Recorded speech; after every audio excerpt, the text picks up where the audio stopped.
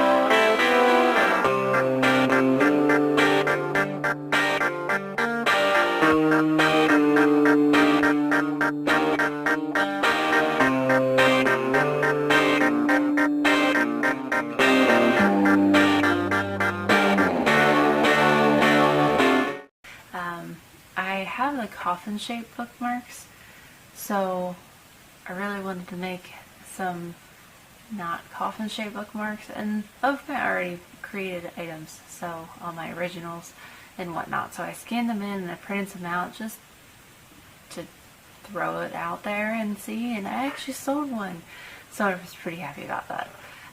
You'll have to let me know which one your favorite is. I think I like the crow the best, but that's always been one of my favorites. That's one that I refuse to sell the original of.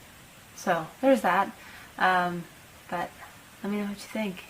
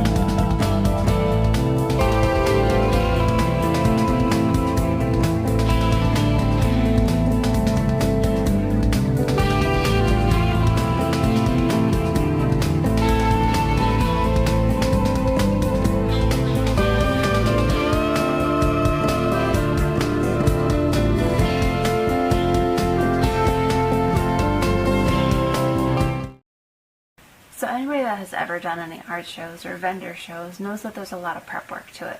So packing everything up, making sure everything gets there safely, putting it on for display, and then making sure everything's stickered or labeled. with prices and whatnot. Most of our stuff was already packed up from a previous show that was in Frostburg. It was an art walk, which was pretty cool. We did some networking, sold some stuff, met some customers. Should be fun to do next year too. If you're ever in the area in Frostburg, I definitely suggest stopping by. So it's definitely one to check out. But here's our first display.